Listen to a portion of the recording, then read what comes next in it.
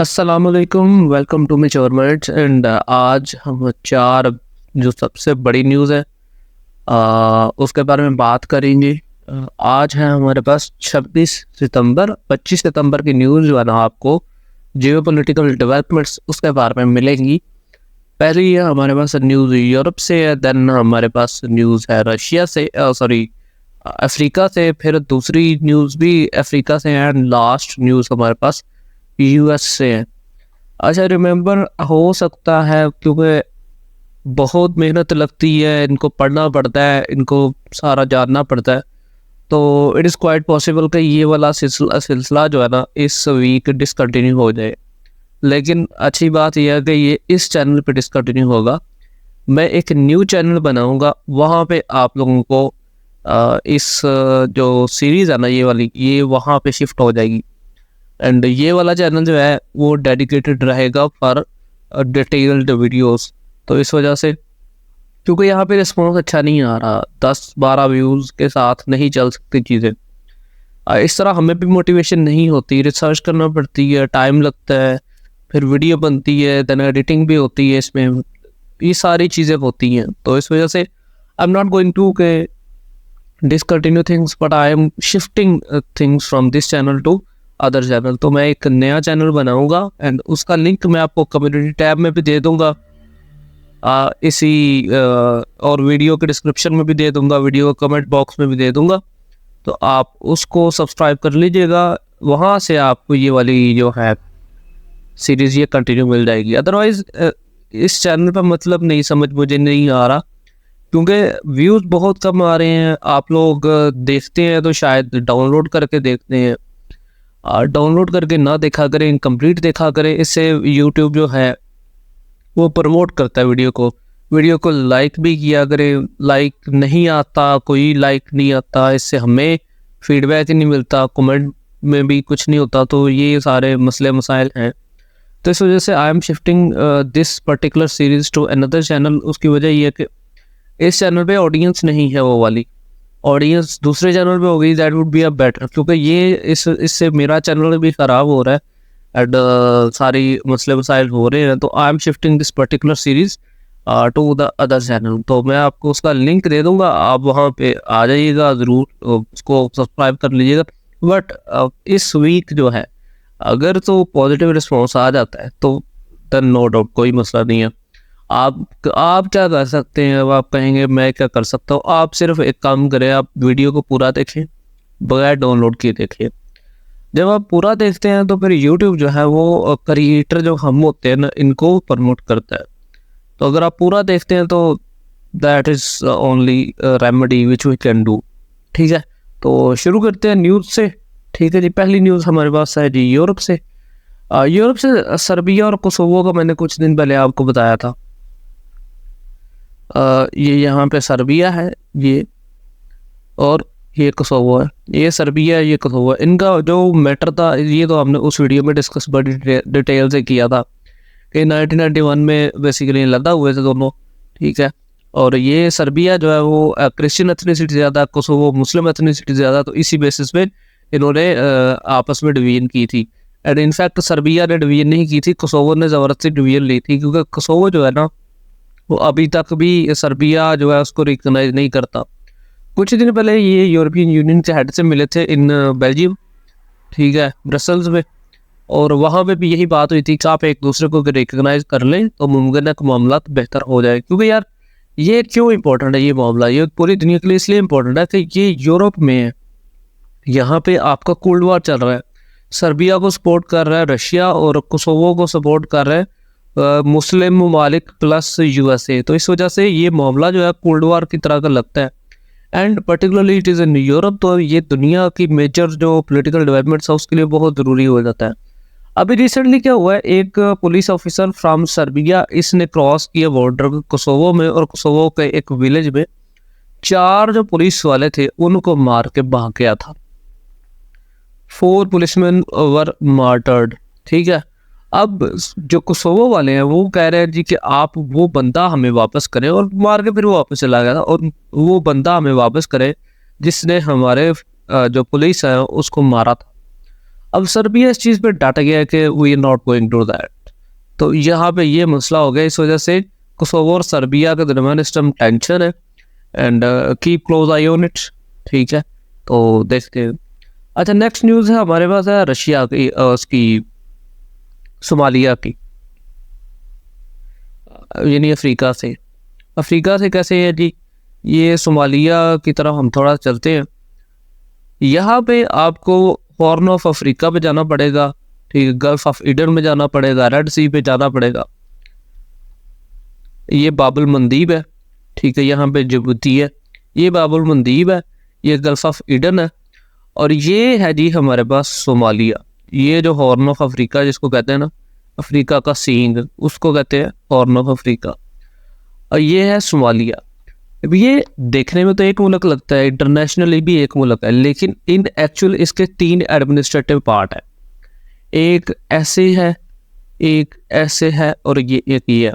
ये जो है ना, ये मेनलैंड सोमालिया है, जहाँ पे अल शबाब वगैरह और सारे पायरेट्स वगैरह का कोई सीन चलता है, ठीक है, यानी कि ये हाईली अनस्टेबल रीजन है।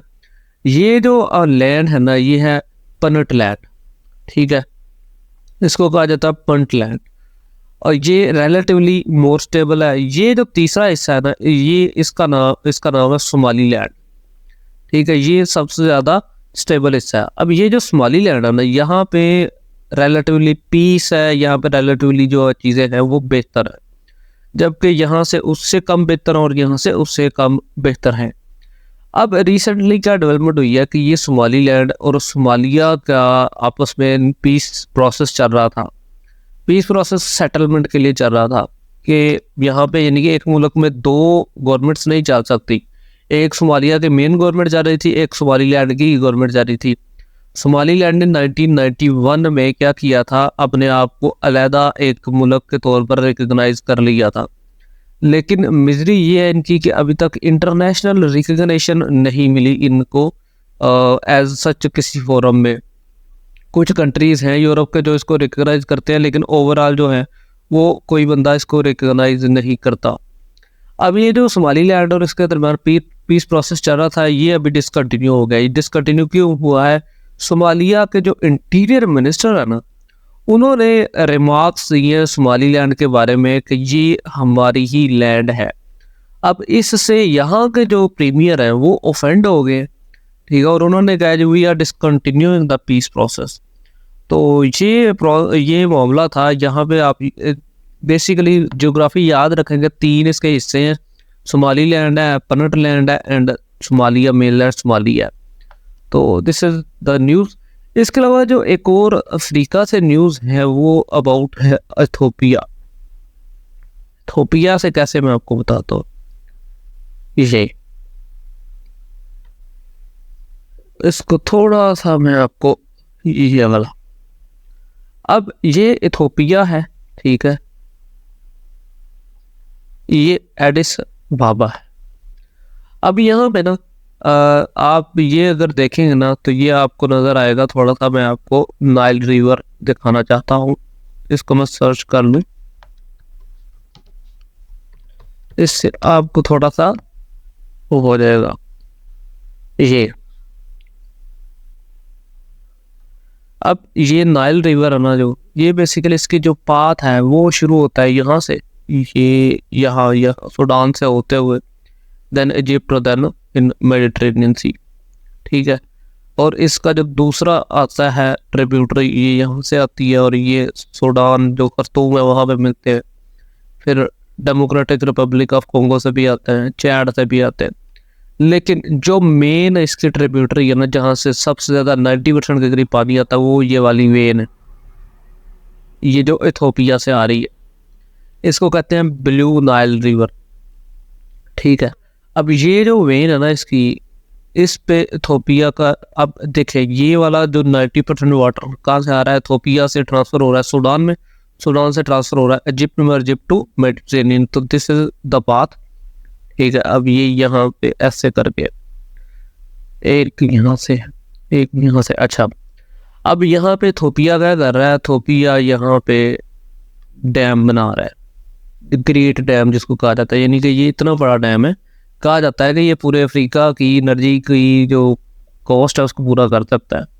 अब यहाँ पर डैम बनाने में मसला नहीं है, मसला इस चीज़ में है कि ये जो सूडान और इजिप्ट है इनको वाटर सिक्योरिटी लाहक हो गई है कि यार ये जो डैम है ये हमें हमारा जो वाटर का मसला है उसको मज़ीद ख़राब ना कर दे।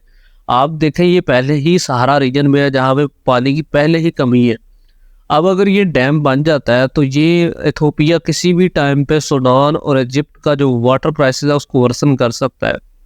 जो सूडान की एग्रीकल्चर और बाकी इकोनॉमी है वो बेस ही नाइल रिवर पे करती है, जैसे पाकिस्तान की दरिया सिंध पे करती है इस तरह सूडान की दरिया नील पे करती है।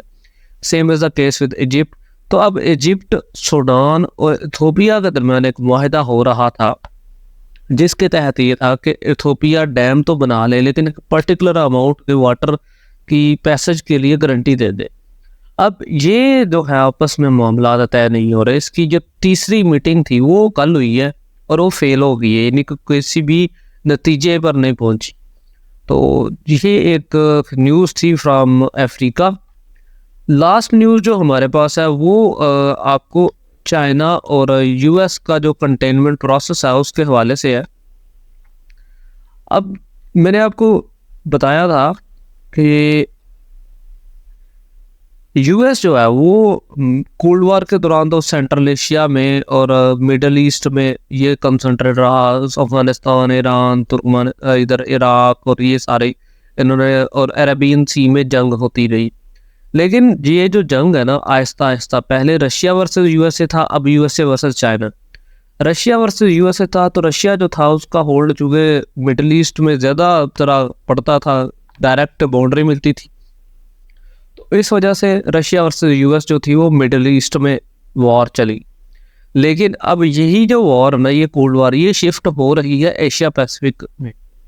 अब यहाँ पे यूएस और चाइना जो आपस में जोर आजमाई कर रहे हैं, इसमें अगर यानी कि आप देखें नॉर्थ कोरिया अगर रशिया और चाइना का पार्ट है तो यहाँ पे साउथ कोरिया, जापान और वियतनाम जो है, ताइवान जो है वो यूएस का पार्ट है, ठीक है। इसी तरह यहाँ पे जो चाइना है वो ये एक ग्रुप बना रहा है, ठीक है, जिसको आरसीडी कहा जाता है, आई गेस रीजनल, इस तरह का ग्रुप है इनका, बिजनेस ग्रुप। यहाँ पे वो चाह रहा है रीजनल कम्प्रिहेंसिव पार्टनरशिप, इस तरह का कोई है, अभी मुझे नाम याद नहीं आ रहा, ठीक है। तो अब ये जो जंग है बेसिकली शिफ्ट हो रही है इन एशिया पैसिफिक, नॉर्थ क्या नाम है इसका, पैसिफिक आइलैंड्स, इंडो पैसिफिक में। अब ये जो इंडो पैसिफिक का बेसिकली रीजन है, यहाँ पे जहाँ पे इंडियन ओशन और पैसिफिक ओशन मिलते हैं, इसको इंडियन पैसिफिक कहा जाता है। अब यहाँ पे रिसेंट डेवलपमेंट क्या आई है कि ये छोटी सी, अगर आपको मैं दिखा पाऊँ तो छोटी सी एक नेशन है कुक आइलैंड।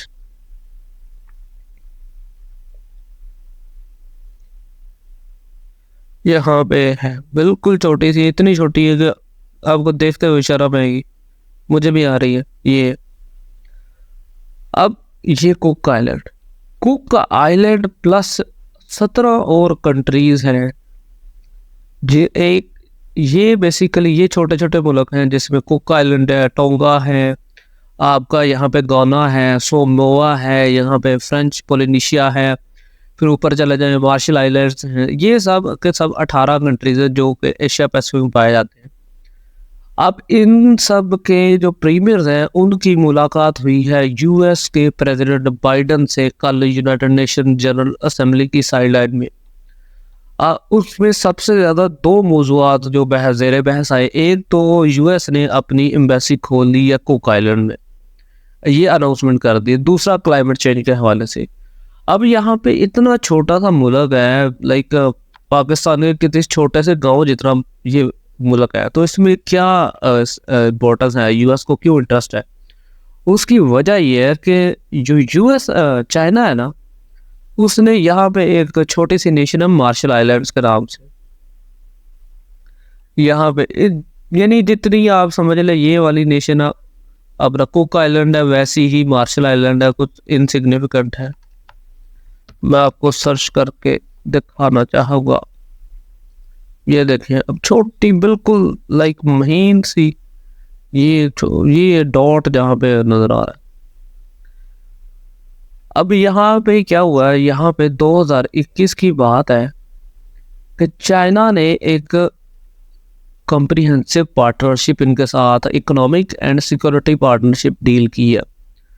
अब ये पार्टनरशिप यूएस के लिए बड़ी ज़्यादा इम्पोर्टेंट थी, क्योंकि यूएस का होल्ड जो है इस रीजन में वो कम हो रहा था। चाइना अपना होल्ड जो है वो इस रीजन में ज़्यादा कर रहा है। मैंने आपको थोड़े दिन पहले बताया था कि अपना फिलीपींस और ये जो वियतनाम है, इनके साथ जो है यूएस के डिफेंस पैक्ट शुरू हो गए। ठीक है, अब चाइना ने भी इसको काउंटर करने के लिए इन्फ्लुएंस करना था, तो ये एक तो चाइना ने इटसेल्फ जो आइलैंड नेशन है उनके साथ ताल्लुकात एस्टेब्लिश करने शुरू कर दिए। अब इसको काउंटर करने के लिए यूएस ने भी फिर कुक आइलैंड में अब जो है अपनी एम्बेसी खोलने का ऐलान कर दिया। तो ये चाइना कंटेनमेंट यूएस की जो पॉलिसी है ना, ये बेसिकली यानी कि अब कंप्लीटली तौर पे वाज़ह हो रही है in Asia Pacific region. Thank you very much for listening today, thank you. And again बात वही है कि यार इसको कंप्लीट सुना करें। हो सकता है कि विद इन अ वीक चीज़ें अगर बेहतर हो जाती हैं तो I may stick to this particular channel, otherwise I have to shift all these things to another channel because there are no views in my videos on this channel in particular series. तो इस वजह से मेरे पास 100 बंदा तो हो ना सुनने के लिए, अब मेरे पास 5-7 बंदे होते हैं सुनने के लिए, उनके लिए मेहनत इतना करना पड़ती है। तो उनके लिए why not a dedicated platform जहाँ पे लोगों को पता हो कि सिर्फ एक यही चीज़ आ रही है। तो आपको मैं लिंक दे दूंगा, तो आप वहाँ पे चले जाइएगा। Thank you very much for listening and stay safe.